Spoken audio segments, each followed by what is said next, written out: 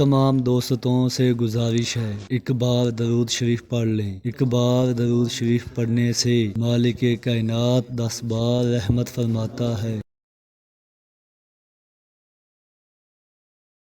ابو سفیان دائرہ اسلام میں کیسے داخل ہوا؟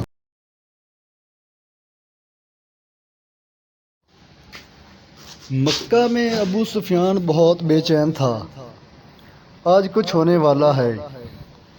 اس کی نظر آسمان کی طرف بار بار اٹھ رہی تھی۔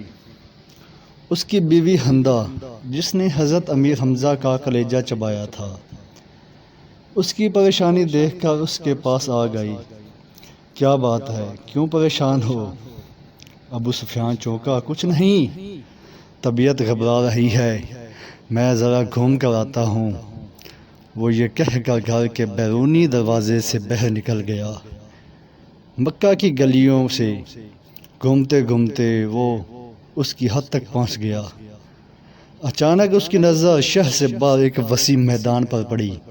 ہزاروں مشعلیں روشن تھیں، لوگوں کی چہل پہل ان کی روشنی میں نظر آ رہی تھی، اور بھنبھناہٹ کی آواز تھی جیسے سینکڑوں لوگ دھیمی آواز میں کچھ پڑھ رہے ہوں۔ اس کا دل دھک سے رہ گیا تھا۔ اس نے فیصلہ کیا کہ وہ قریب جا کے دیکھے کہ یہ کون لوگ ہیں۔ اتنا تو وہ سمجھ ہی چکا تھا کہ مکہ کے لوگ تو غافلوں کی نیند سو رہے ہیں، اور یہ لشکر یقیناً مکہ پر چڑھائی کے لیے ہی آیا ہے۔ وہ جاننا چاہتا تھا کہ یہ کون ہے۔ وہ آہستہ آہستہ اوٹ لیتا اس لشکر کے کافی قریب پہنچ چکا تھا۔ کچھ لوگوں کو اس نے پہچان لیا تھا۔ یہ اس کے اپنے ہی لوگ تھے جو مسلمان ہو چکے تھے اور مدینہ ہجرت کر چکے تھے۔ اس کا دل ڈوب رہا تھا۔ وہ سمجھ گیا تھا کہ یہ لشکر مسلمانوں کا ہے، اور یقیناً محمد صلی اللہ علیہ وآلہ وسلم اپنے جانثاروں کے ساتھ مکہ آ پہنچے تھے۔ وہ چھپ کر حالات کا جائزہ لے رہا تھا کہ عقب سے کسی نے اس کی گردن پر تلوار رکھ دی۔ اس کا اوپر کا سانس اوپر اور نیچے کا نیچے رہ گیا تھا۔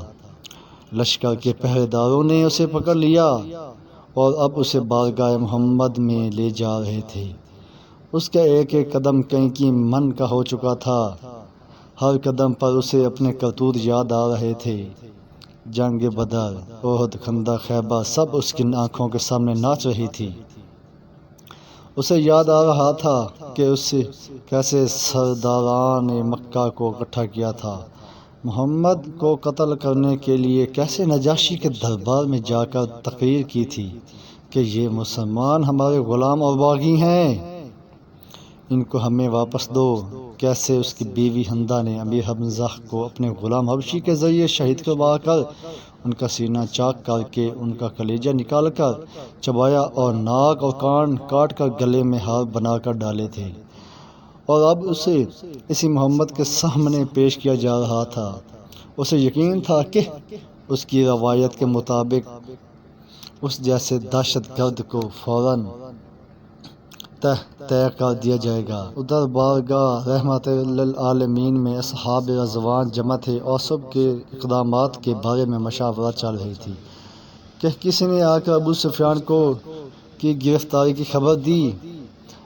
اللہ اکبر! خیمے میں نعرہ تکبیر بلند ہوا۔ ابو سفیان کی گرفتاری ایک بہت بڑی خبر اور کامیابی تھی۔ خیمہ میں موجود عمر ابن خطاب اٹھ کر کھڑے ہوئے اور تلوار کو میان سے نکال کر انتہائی جوش کے عالم میں بولے، اس بدبخت کو قتل کر دینا چاہیے۔ شروع سے سارے فساد کی جڑ یہی رہا ہے۔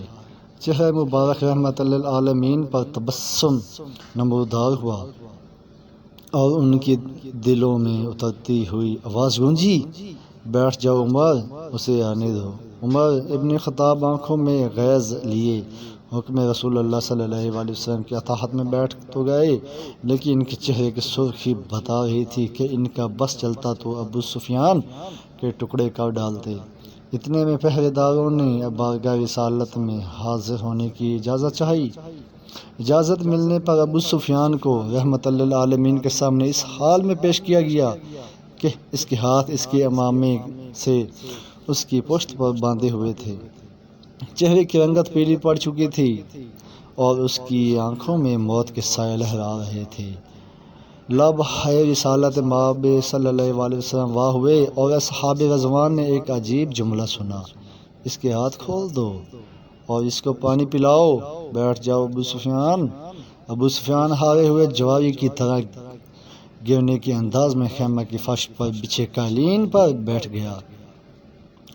پانی پی کر اس کو کچھ حوصلہ ہوا تو نظر اٹھا کر خیمہ میں موجود لوگوں کی طرف دیکھا۔ عمر ابن خطاب کی آنکھوں میں غصہ سے سرخ تھی، ابو بکر ابن قحافہ کی آنکھوں میں اس کے لیے افسوس کا تاثر تھا، عثمان بن عفان کے چہرے پر عزاداری کے ہمدردی اور افسوس کا ملا جلا تاثر تھا، علی ابن ابو طالب کا چہرہ سپاٹ تھا، اسی طرح باقی تمام اصحاب کے چہروں کو دیکھتا دیکھتا آخر اس کی نظر محمد صلی اللہ علیہ وآلہ وسلم کے چہرہ مبارک پر آ کر ٹھہر گئی، جہاں جلالت اور رحمت کے خوبصورت امتزاج کے ساتھ کائنات کی خوبصورت ترین مسکراہٹ تھی۔ کہو ابو سفیان کیسے آنا ہوا؟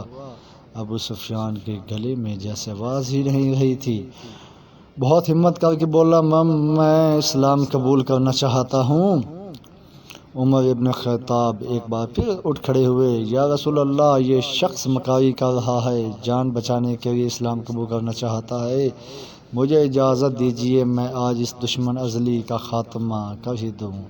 ان کے منہ سے کف جاری تھا۔ بیٹھ جاؤ عمر، رسالت مآب صلی اللہ علیہ وسلم نے نرمی سے پھر فرمایا، بولو ابو سفیان، کیا تم واقعی اسلام قبول کرنا چاہتے ہو؟ جی یا رسول اللہ، میں اسلام قبول کرنا چاہتا ہوں، میں سمجھ گیا ہوں کہ آپ صلی اللہ علیہ وآلہ وسلم اور آپ کا دین بھی سچا ہے اور آپ کا خدا بھی سچا ہے، اس کا وعدہ پورا ہوا، میں جان گیا ہوں کہ سب مکہ کو فتح ہونے سے کوئی نہیں بچا سکتا۔